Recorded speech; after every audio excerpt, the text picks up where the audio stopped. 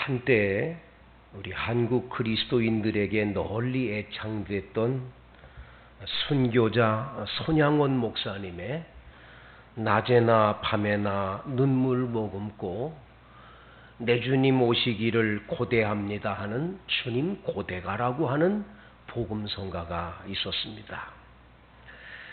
낮에나 밤에나 눈물 머금고 내 주님 오시기만을 고대한다고, 먼 하늘 이상한 구름만 떠도 내 주님 오시는가 해 멀리 멀리 바라보는 마음, 그런 찬양의 가사를 가진 노래를 성도들은 열심히 부르면서 예수님 오시기를 고대했었습니다.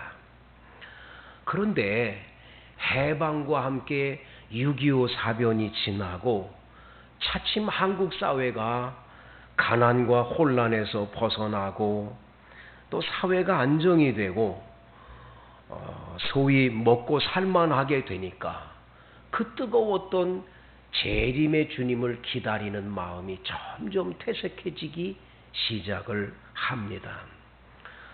지금은 아예 주님 고대가라는 노래를 부른 지가 굉장히 오래됐습니다. 찬송가 가운데 주 예수의 강림이 가까우니 첫 천국을 얻을 자 회개하라, 이 찬송가도 많이 불려졌었는데 점점점 요즘은 잘 불려지지가 않고 있지요. 어떤 사람들은 말합니다.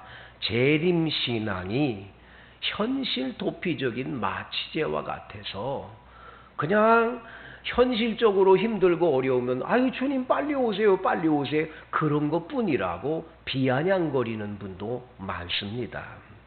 하지만 이런 풍요로움을 구가하고 있는 오늘의 세대의 말세지마를 살아가는 저와 여러분들은 누가복음 17장이나 마태복음 24장에서 기록되어 놓은 하나님의 말씀을 귀 기울여 들어야 합니다.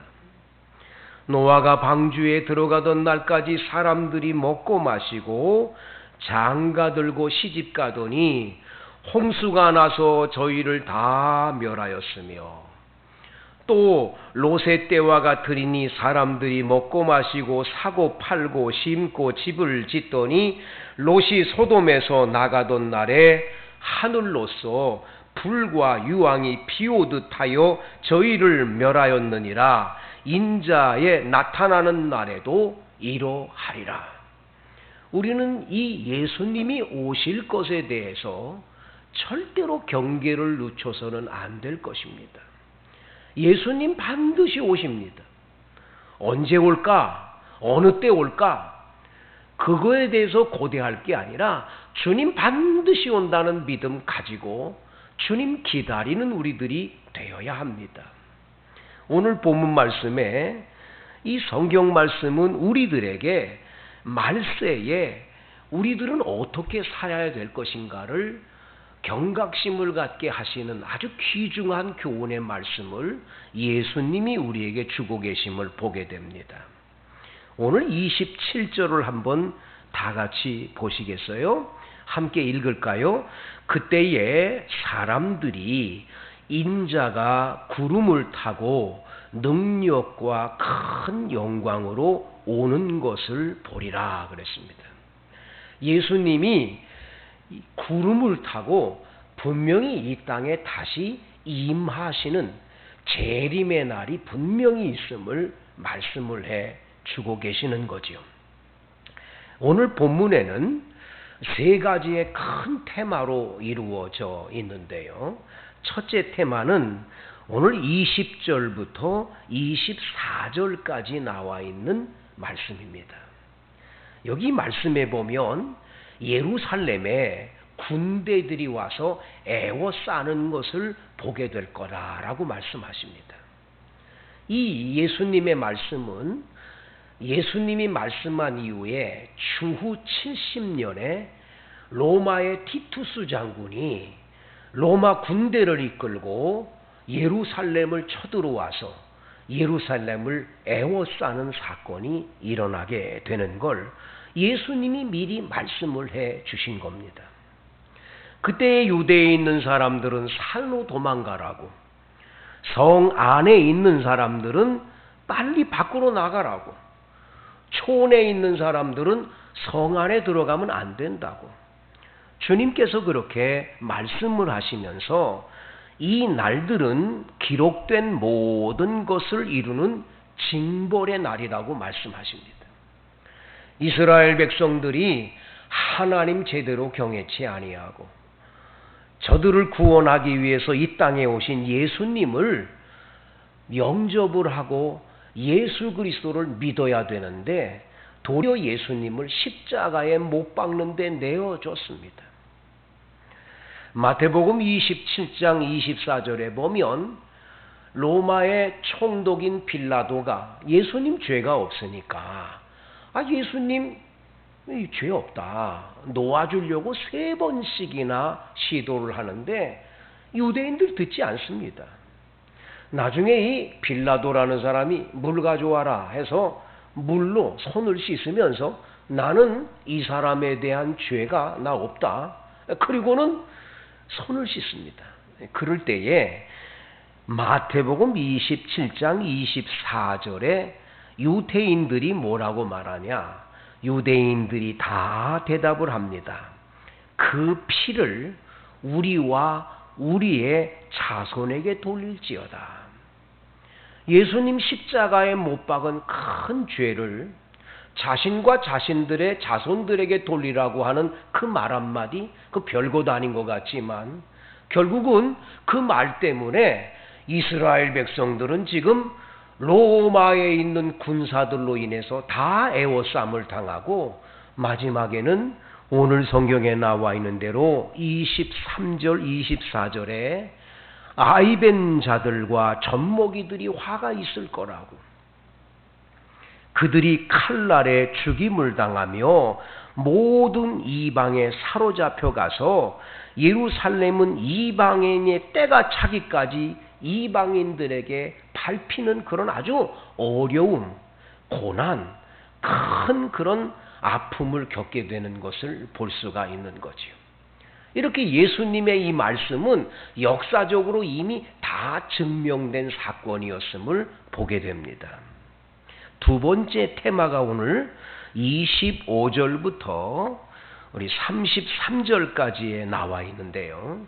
두 번째 테마는 이제 예루살렘의 멸망으로 끝나는 게 아니라 그 이후에 이뤄질 일을 주님이 말씀을 하시는데 29절의 말씀에 보면 예수님이 비유의 말씀을 하십니다. 무화과 나무의 비유를 배우라고. 무화과 나무와 모든 나무들이 싹이 나면 여름이 가까이 왔구나. 그리고 모두가 다 알듯이 반드시 이 세상에 예수님이 구름 타고 이 땅에 오시기 전에 일어날 징조들이 있다는 거예요. 징조. 여름이 가까이 오면 무화과 나무에 잎이 피듯이 싹이 나듯이 그렇게 이 세상의 멸망의 때가 가까이 올 때의 징조가 있을 거라고 말씀하는 거예요. 한번 보세요. 25절 1월 성신에는 징조가 있겠고. 1월 성신이 뭡니까? 여러분, 하늘의 달과 별, 해에 이상한 현상이 나타난다라는 거죠. 그리고 땅에서는 민족들이 바다와 파도의 성난 소리로 인하여 혼란한 중에 곤고하리라.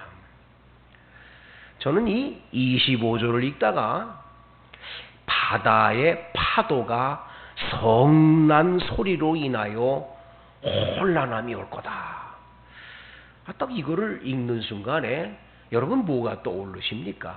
큰 파도와 성난 소리로 인해서 사람들이 놀랄 거다. 무슨 소리예요, 여러분? 엘니뇨라고 하는 이 여러분 현상이 일어나지 않습니까? 엘니뇨로 인해서 지금 페루에 있는 태평양에서 크리스마스 때를 전후해 가지고 시작을 해서 그 다음 해에 2월 달까지 해수면의 온도가 갑작스럽게 10도 이상 상승을 한다는 거예요.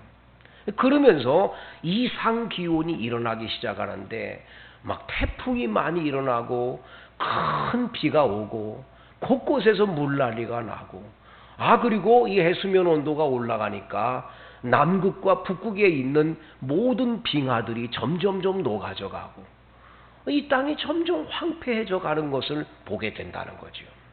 그뿐이 아니죠, 여러분. 여러분 잘 아는 대로 쓰나미라고 하는 지진 해일이 있었지 않습니까? 인도네시아와 태국 등에서 리터 규모 8.9의 해저 지진이 났는데 이게 해상에서 지진이 탁 일어나는 순간에 10m까지 파도가 올라갑니다. 그리고는 시속 800km로 그 파도가 밀려오는 거예요. 이 파도, 이 지진 해인 쓰나미로 인해서 50만 명의 이재민이 생겼습니다. 인도네시아에서만 13만 명이 죽는 사건이 일어났습니다. 버마와 미얀마라고 그러죠. 태국, 스리랑카, 인도, 심지어 아프리카 동부까지도 겹쳐서 소말리아까지 이 파도가 가가지고 소말리아에도 200명이 죽었어요. 이 엄청난 지진 해일이 일어난 것을 보게 되죠. 여러분 잘 아는 대로 2011년 3월 달에는 동인도가 아니라 동일본에서 거대한 이 쓰나미가 일어나가지고 15,894명이 사망하는 아주 엄청난 사건이 일어나지 않았습니까? 저는 이 본문을 읽으면서 바다와 파도의 성난 소리로 인해서 혼란한 중에 곤고하리라는 말씀이 꼭 쓰나미 사건 떠올리게 돼요. 이거 혹시 이 말씀이 아닌가라는 생각이 듭니다. 아무튼 이 혼란함, 이 곤고함, 지금 우리는 코로나19로 해서 다 곤고함에 시달리고 있지 않습니까, 여러분? 이 어려운 일이 우리 앞에 지금 닥치는 걸 보면 무화과 나무에 싹이 있으면 여름이 가까이 온 것처럼 이런 현상들을 보면 예수님 오실 때가 정말 가까이 왔구나 분명히 깨닫게 되지 않습니까, 여러분? 사람들이 세상에 임할 일을 생각하고 무서워함으로 기절하리니 인 하늘의 권능이 흔들리겠습니다. 여러분, 사람들이 장차 임할 이런 것들로 다 두려워합니다. 과학자들도요, 얼마나 두려워하는지 몰라요. 의학자들도요, 얼마나 두려워하는지 몰라요. 얼마 전에 세계 아주 유명한 의학 박사가 나와가지고 하는 말이 코로나19 이걸로 끝나는 게 아닐 거라고. 더 무서운 바이러스들이 또 생겨날 거라고. 이런 두려운 얘기들을 계속 하고 있으니 우리 앞에 희망은 전혀 보이지 않고 절망적인 얘기만 들려오지 않습니까, 여러분? 세상에 임할 이런 모든 일로 인해서 우리는 지금 무서워하고 있고 때로는 기절할 만큼 두려움 속에 거하는 시대에 살고 있습니다. 여러분, 그런데 이러한 시대를 살아가는 우리들에게 예수님은 오늘 너희들 예수 믿는 신앙인들은 절대로 이러한 일이 있다고 낙심하고 낭망할 필요 없다. 주님은 우리에게 이 마지막 시대를 어떻게 지혜롭게 살지를 우리들에게 가르침을 주고 계시기 때문에 우리들은 얼마나 이 말세가 돼도 예수님 다시 와도 걱정할 게 없는지 너무너무 감사한 일인 거지요. 첫 번째로 여러분과 저에게 예수님은 말씀하십니다. 다 함께 28절을 읽어봅니다. 시작. 이런 일이 되기를 시작하거든 일어나 머리를 들라 너희 속량이 가까웠느니라 하시더라. 여러분, 유진 피터슨이라고 하는 목사님이 쓰신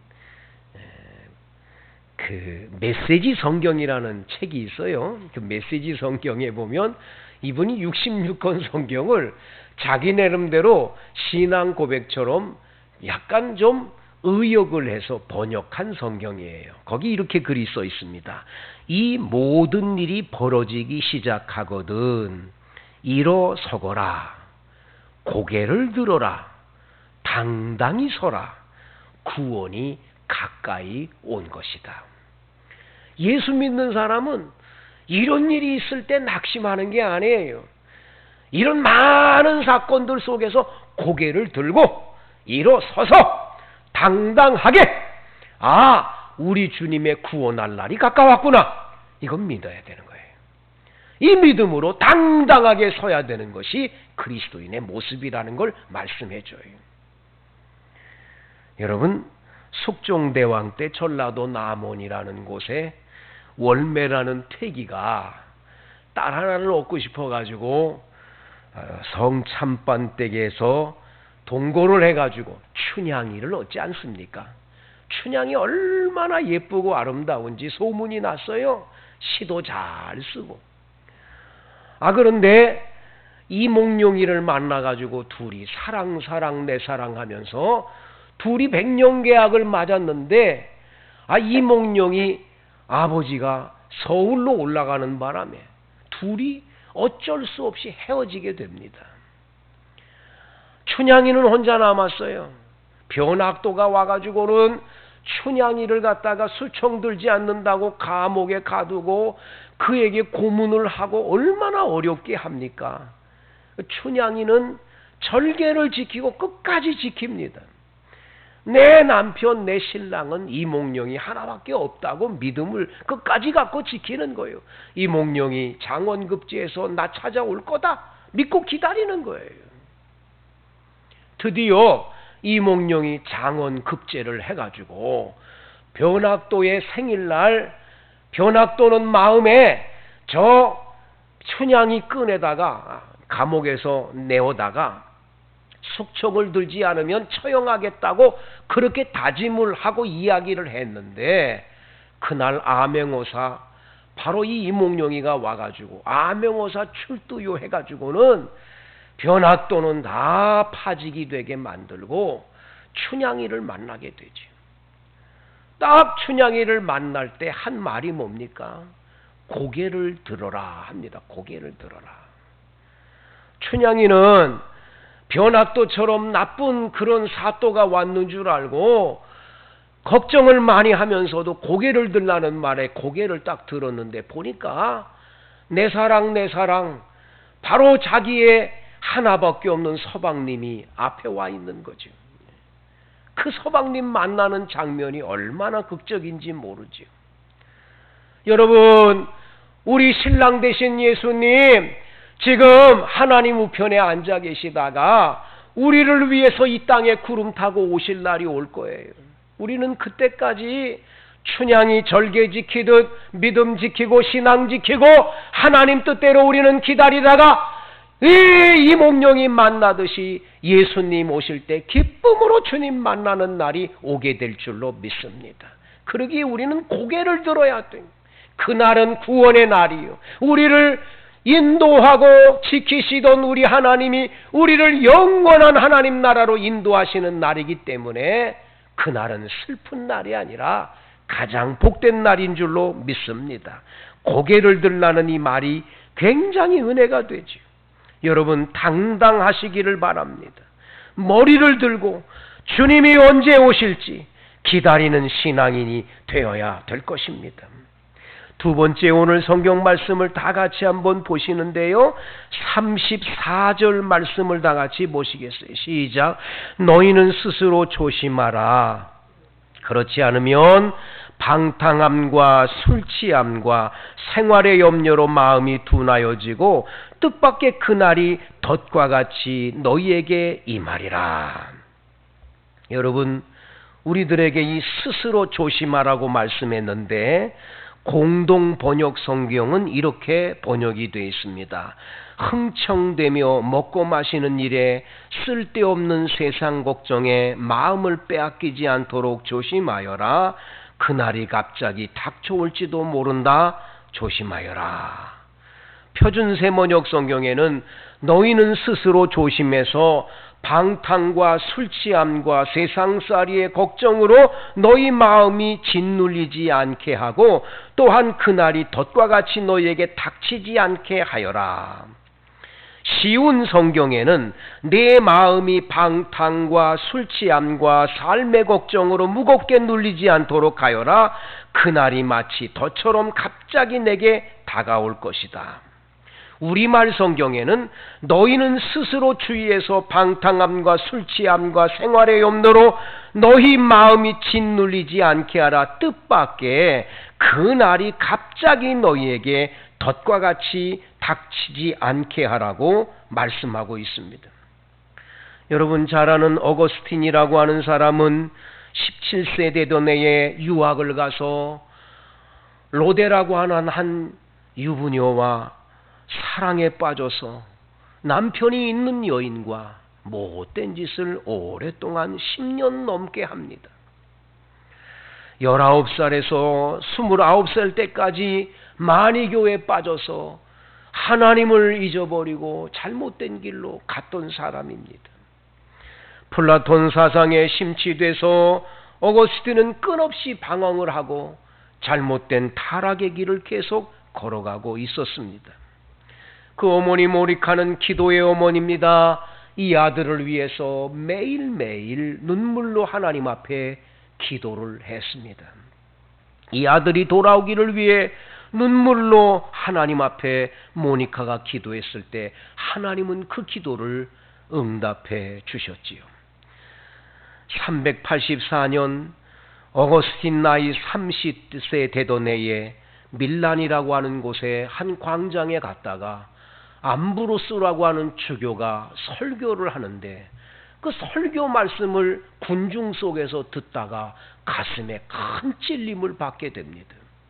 아, 내가 죄인이었구나. 내가 죄의 노예로 살고 있었구나. 그는 너무너무 그 설교를 듣고 부끄러워서 눈물을 흘리며 집으로 돌아왔습니다. 그때에 그 경험을 그는 이렇게 기록해 놨습니다. 나는 여전히 죄의 노예라고 생각했기 때문에 비참함 가운데 계속 하나님께 부르짖었다. 왜 나의 추한 죄들을 끝나게 하지 않으십니까? 나는 이렇게 자문했고 마음속에 가장 쓰라린 슬픔을 품고 줄곧 울고 있었다. 그때 갑자기 가까운 집에서 어린 아이들의 노랫소리가 들렸다. 들고 읽어라, 들고 읽어라. 나는 홍수처럼 흐르는 눈물을 억제하며 서 있었고 이것이 성경을 펼쳐서 나의 눈길이 닿는 첫 구절을 읽으라는 하나님의 명령으로 알고 성경을 펼쳤다. 그리고 시선이 닿는 첫 구절을 읽었다. 낮에와 같이 단정히 행하고 방탕과 술 취하지 말고 음란과 호색하지 말며 쟁투와 시기하지 말고 오직 주 예수 그리스도로 옷 입고 정욕을 위하여 육신의 일을 도모하지 말라. 나는 더 읽을 필요가 없었다. 왜냐하면 그 문장의 끝에 이르자 그것은 눈 깜짝할 사이에 나의 마음 안에 들어와 신앙의 빛 같았고 의심의 모든 어두움이 사라져 버렸기 때문이다. 나는 그날 이후 육체적인 방황을 종식했고 나는 하나님 품으로 돌아갈 수 있었노라고 고백을 합니다. 성도 여러분, 지금은 자다가 깰 때가 됐습니다. 사망의 잠을 자다가 예수님 갑자기 다시 오실 때 우리가 세상의 염려와 걱정 속에서 그냥 우리들이 덧없이 술이나 취하고 방탕하게 살다가는 주님 맞이할 수가 없기 때문에 주님은 오늘 맨 마지막으로 우리에게 무엇을 말씀하십니까? 오늘 성경 말씀 36절에 이러므로 너희는 장차올 이 모든 일을 능히 피하고 인자 앞에 서도록 항상 기도하며 깨어있으라고 말씀하십니다. 우리가 생활의 염려로 너무 걱정들을 많이 합니다. 아이고, 이 코로나19로 인해서 앞으로 우리 어떻게 살지? 우리 앞으로 어떻게 먹고 사나? 염려 걱정들이 너무나 많습니다. 프랑스 화가 에밀 라누가라고 하는 분이 1881년에 발표한 돕는 손이라고 이름하는 그림 하나가 있습니다. The Helping Hand라고 하는 이 작품인데 바다 위에 조각배 하나가 그려져 있는데 그 조각배에는 노인과 어린 소녀가 타고 있습니다. 근데 이 노인과 어린 소녀가 똑같이 노를 붙잡고 열심히 노를 젓는 그림이에요. 근데 옆에 있는 그 소녀, 여자아이인데 소녀 얼굴이 아주 찡그리고 있어요. 자기가 노를 막 짚는 것처럼 붙잡고 있고 노인이 팔에 힘을 둬가지고 짚는데 보니까 가만히 들여다보면 그 노를 짚는 건 노인이에요. 그 아이는 그냥 손만 얹고 지금 인상만 찌그리고 있는 거예요. 자, 그 광경을, 그 그림을 딱 보면서 뭘 느끼는 줄 아세요? 우리가 인생길을 걸으면서 내가 그냥 노젓고 내가 하는 줄 착각을 해요. 가만히 돌아보면요, 하나님 아버지께서 내 인생의 노를 잡고 나를 지금 인도하고 계시는 거거든요. 근데 이게 내가 하는 줄 알고 인상을 찡그리고 내가 하는 줄 알고 착각하고 살 때가 많은데 문제가 있는 거예요. 여러분, 말세에 우리가 꼭 깨달아야 될 거 한 가지 있어요. 내가 하는 게 아니에요. 하나님이 하세요. 이런 말이 있습니다. 내가 하면 그 일은 내 일이 되고 내가 기도하면 하나님이 내 일을 대신하신다. 마지막 때 말세가 됐어요. 우리 깨어 일어나서 기도하며 하나님 의지하고 끝까지 믿음으로 신앙의 길을 걷다가 주님 맞이하는 저와 여러분 되기를 주의 이름으로 간절히 축원을 드리겠습니다. 우리 함께 기도합니다. 하나님 아버지, 감사합니다. 우리가 주님 앞에서 언제나 부족하기 짝이 없는 인생을 삽니다. 아버지, 말세를 당한 이때에 우리의 신앙이 약해지지 않게 하시고 주님 오실 날을 고대하며 끝까지 믿음을 지키는 하나님의 사람들이 되게 해 주옵소서. 예수님 이름으로 간절히 기도드리옵나이다. 아멘.